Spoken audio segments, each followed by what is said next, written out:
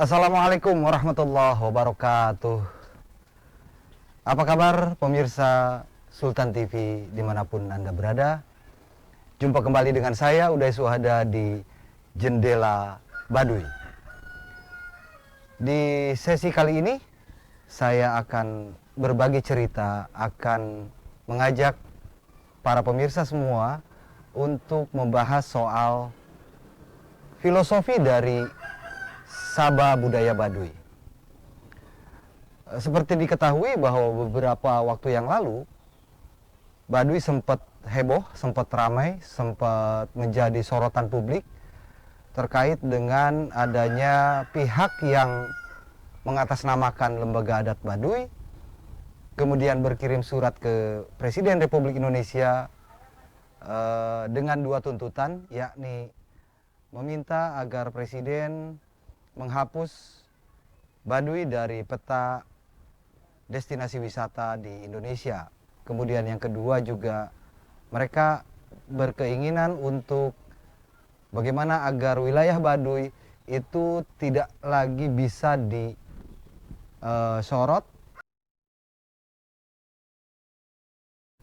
Dan ternyata setelah kita konfirmasi, tidak demikian adanya. Lembaga adat Baduy bahkan langsung mengklarifikasi orang-orang tersebut justru hanya mengatasnamakan lembaga adat Baduy. Karena dasar utamanya adalah orang Baduy atau komunitas adat Baduy punya prinsip bahwa yang namanya menerima tamu itu sebuah kewajiban. Tidak boleh orang Baduy satupun menolak ketika ada orang yang ingin bersilaturahim ke mereka.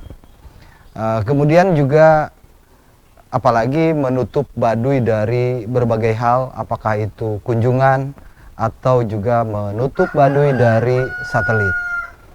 Justru yang menjadi keinginan masyarakat Baduy adalah soal filosofi silaturahmi yang dibangun.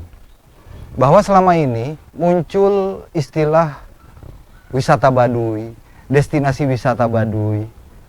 Ini yang menggelisahkan komunitas adat Baduy.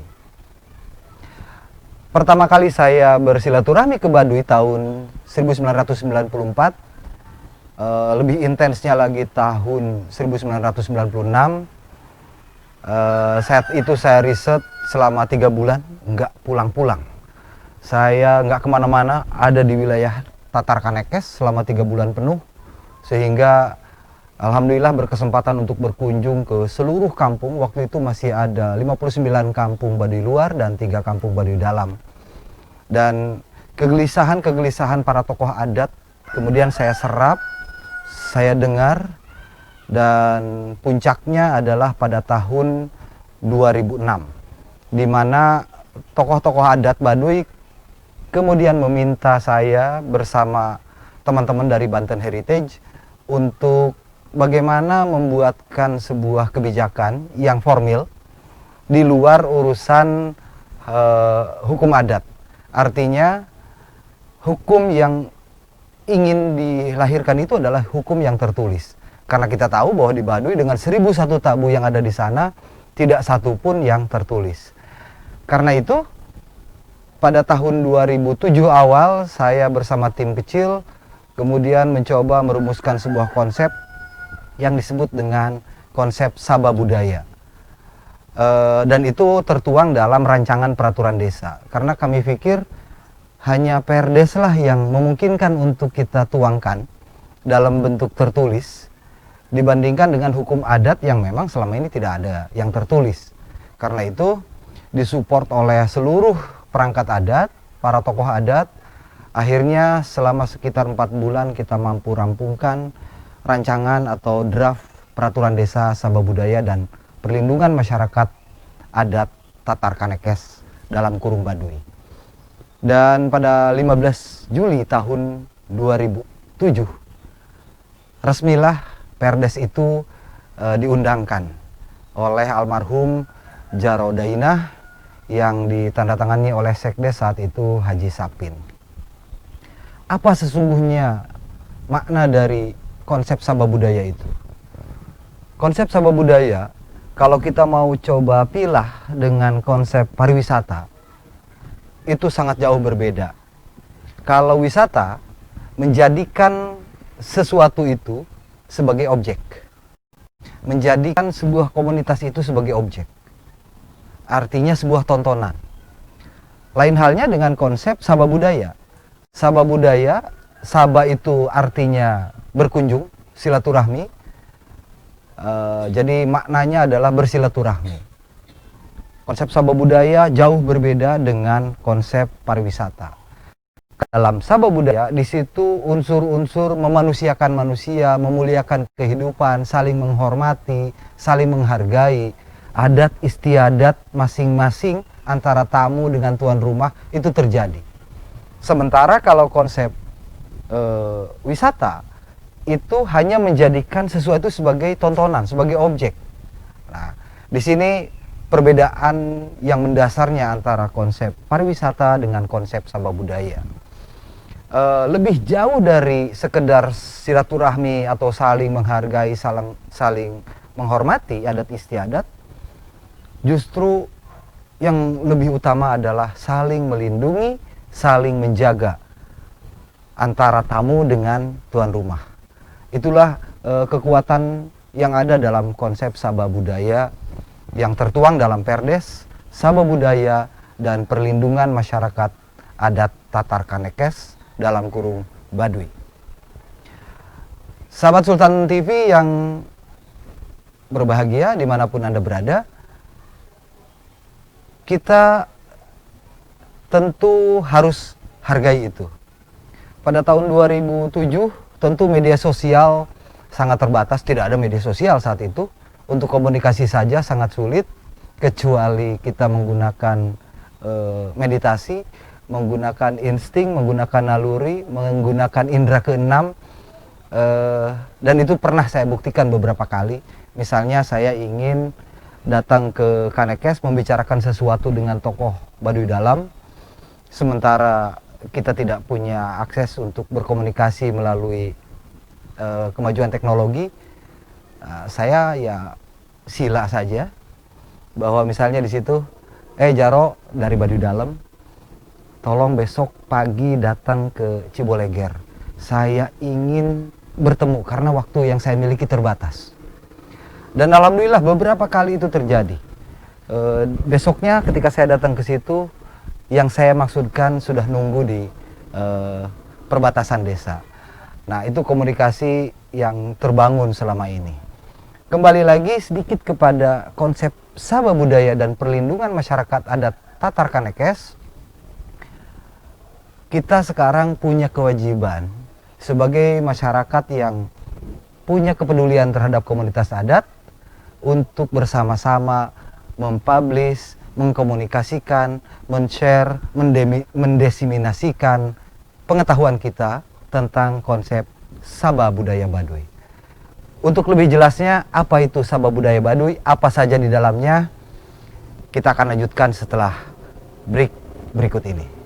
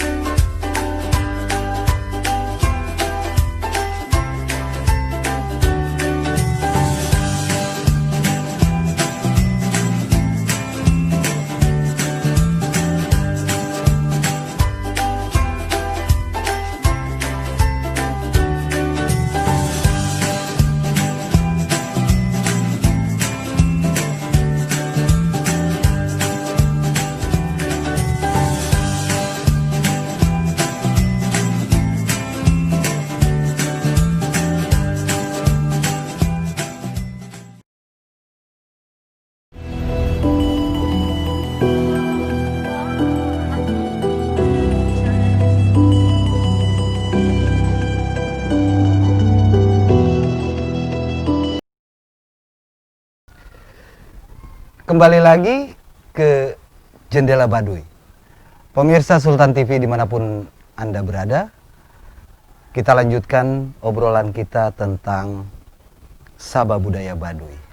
Kenapa kemudian masyarakat adat Kanekes, terutama para pemangku adatnya, memiliki kegelisahan yang besar pada saat itu terkait dengan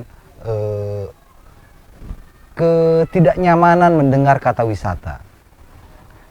Substansi dari ketidaknyamanan itu adalah dampak dari komunikasi yang dibangun antara masyarakat luar dengan orang Baduy atau antara tamu dengan masyarakat setempat. Harus diingat bahwa komunitas adat Baduy ini berbatasan dengan banyak sekali desa di beberapa kecamatan di wilayah Kabupaten Lebak. Nah, kalau kita lihat bahwa komunikasi yang dibangun oleh masyarakat adat Baduy atau masyarakat adat Kanekes dengan masyarakat desa di sekeliling atau di sekitar Baduy, itu intensitasnya jauh berbeda. Orang masyarakat di wilayah perbatasan dengan Baduy itu komunikasi dengan masyarakat luar sangat terbatas. Sementara orang Baduy itu intensitasnya luar biasa, baik kedatangan tamu maupun sejumlah orang Baduy yang kemudian ke kota. Berkunjung ke kota, entah itu urusan berniaga atau untuk silaturahmi dengan temannya yang pernah berkunjung, kemudian memberikan alamat dan berkomunikasi. Setelah itu lanjut ngadulur, istilahnya menjadi saudara. Nah, jadi kegelisahannya itu adalah terletak pada bagaimana agar ada ketertiban pada saat orang datang ke Baduy. Karena pada kenyataannya seringkali dijumpai pelanggaran-pelanggaran adat. Misalnya orang datang ke Baduy bawa gitar. Dulu itu pernah saya lihat orang bawa gitar. Nah, gitar itu tentu saja harus disimpan di perbatasan, dititipkan untuk tidak dibawa ke Baduy. Karena tadi berarti frame atau cara berpikir orang yang datang ke situ adalah untuk berwisata. Ya kan? Beda halnya dengan konsep Sabah Budaya tadi. Orang datang ke Baduy itu untuk bersilaturahmi, untuk mempelajari apa sih adat istiadat yang hidup dan berkembang di Baduy. Itu substansinya. Jadi Perdes itu kemudian kita rancang meliputi beberapa hal pokok. Yang pertama adalah mengatur bagaimana orang ketika ingin bersilaturahmi ke Baduy.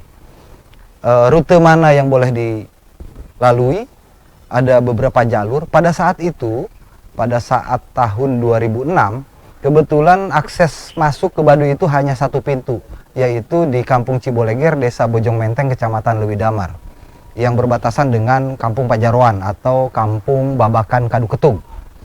Sedangkan sekarang, faktanya itu sudah ada 5 akses yang bisa ditempuh oleh masyarakat luar ketika ingin bersilaturahmi ke Baduy. Tergantung hendak kemana dia berkunjung, hendak ke kampung apa dia berkunjung. Nah, yang sekarang populer selain di Ciboleger itu melalui jalur Cijahe. Jalur Cijahe itu yang memang dia tidak lagi menemui kampung Baduy luar, langsung mengakses Baduy dalam, baik itu ke kampung Cikesik maupun yang ke sebelah kirinya kalau dari Cijahe itu ke Cibeo dan Cikartawana. Jadi itu lebih dekat. Tetapi di samping itu juga masih ada pos-pos lain. Di antaranya di Kampung Nanggerang, kemudian juga di Cicakal Girang. Cicakal Girang ini khusus karena di Baduy satu-satunya masyarakat adatnya itu di situ ada listrik meskipun dari PLTS, kemudian semuanya Muslim. Suatu saat kita akan diskusikan soal kenapa ada Muslim di Cicakal Girang, kenapa ada Muslim di komunitas adat Baduy. Nah, ini kaitannya dengan sejarahnya, tentu saja yang akan kita gali ke depan. Nah, kembali lagi ke konsep Sabah Budaya tadi. Jadi rutenya, tentu Perdes ini harus diperbaiki sekarang, tetapi prinsip dasarnya adalah di Baduy yang dikeluhkan diantaranya tadi, orang buang sampah seenaknya. Ketika bawa air mineral misalnya, setelah habis kemasannya dibuang begitu saja di pinggir jalan, atau bungkus makanan yang bukan organik itu juga dibuang sembarangan, botol dan sebagainya. Hal sekecil apapun sesungguhnya seperti puntung rokok yang menggunakan kanvas itu kan akan lama untuk punah gitu. Sehingga itu yang kemudian diatur. Orang tidak boleh datang ke Baduy membawa sampah dan dibuang di Baduy. Siapapun di antara kita yang silaturahmi ke Baduy, ketika menghasilkan sampah, sampahnya tolong masukkan ke tas kita, ke gembolan kita, apapun itu, dan dibuangnya di luar Baduy, jangan dibuang di Baduy. Karena apa? Orang Baduy sendiri saking inginnya agar lingkungan ini aman, lingkungan ini tetap terkendali, tetap dia tidak tercemar. Contoh real yang ditunjukkan oleh orang Baduy yang patut kita teladani, yang patut kita contoh adalah pada saat mandi, orang Baduy dalam dilarang menggunakan sabun, dilarang menggunakan pasta gigi, dilarang menggunakan sampo. Karena apa? Mereka khawatir jika di girangnya atau di hulunya dicemari oleh hal-hal yang berbau zat kimia tadi, bagaimana dengan yang di hilir? Bagaimana kehidupan manusia dan makhluk hidup lainnya di hilir? Betapa mulianya tujuan mereka, kenapa kemudian melarang semua orang yang berkunjung ke Baduy, sebagaimana mereka juga melarang diri sendiri untuk mencemari lingkungannya, untuk mencemari sungai-sungainya. Nah, itu juga diatur di dalam Perdes, termasuk juga soal perilaku kita, bahwa di kampung-kampung tertentu itu ada sejumlah tempat yang tidak boleh kita kunjungi. Di setiap kampung itu pasti ada imah kolot, ada rumah tetua adat yang ada di kampung tersebut. Saat ini sudah ada 68 kampung di Baduy, baik Baduy luar maupun Baduy dalam. Baduy dalam tentu ada 3 kampung saja, kemudian Baduy luar sisanya. Ini tentu harus kita pikirkan bersama, bagaimana agar terjadi harmoni antara manusia dengan alamnya. Untuk lebih lanjut soal apa saja yang belum dibahas dalam konsep Sabah Budaya Baduy, kita akan lanjutkan setelah break berikut ini.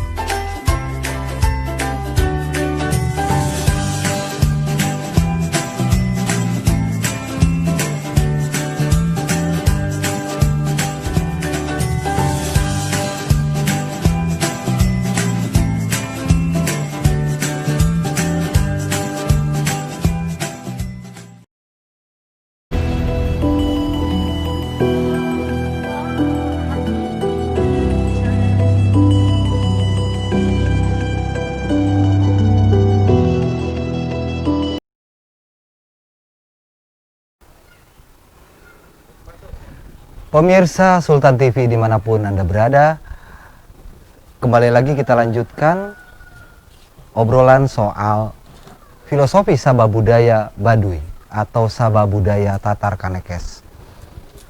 Di segmen sebelumnya sudah saya ulas apa saja yang sebetulnya diatur di dalam Perdes tersebut. Yang terakhir saya kira ini yang juga sangat penting, yang perlu kita ketahui dan perlu kita sebarluaskan kepada siapapun. Sebelum saya lupa, sejak hari ini mari kita lupakan istilah wisata Baduy. Sejak hari ini, mari kita gunakan istilah Sabah Budaya Baduy. Dan itu akan jadi ciri khas. Di muka bumi ini hanya ada satu, yakni Baduy. Sabah Budaya Baduy hanya akan ada di Tatar Kanekes, Kecamatan Lewi Damar, Kabupaten Lebak, Provinsi Banten. Bahwa di dalam aturan yang ada di kehidupan masyarakat adat Baduy, mungkin teman-teman perlu juga tahu bahwa pada setiap 3 bulan sekali di Baduy itu ada sebuah upacara yang disebut dengan upacara nyapuan. Nyapuan adalah konsep membersihkan lingkungan dan membersihkan diri. Jadi bukan saja membersihkan sampah plastik dan sampah anorganik yang lain, tetapi juga membersihkan dari sisi batiniahnya. Karena tidak jarang orang datang silaturahmi ke Baduy itu untuk ugal-ugalan, untuk melakukan hal-hal yang tidak perlu, yang melanggar adat justru. Ini yang patut kita juga perhatikan. Jadi harus ada syarat keris sapucuk, boeh salembar, bokor, dan seterusnya. Itu upacara adat yang setiap 3 bulan sekali mereka lakukan, dan itu butuh biaya. Harus kita pikirkan soal itu. Sehingga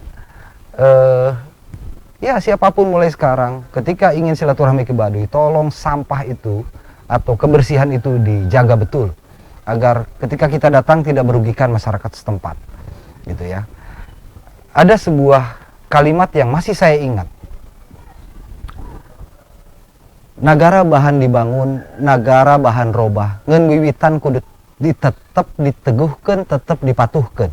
Nyaeta ngabaratapakeun, ngabaratanghikeun titipan ti Adam Tunggal.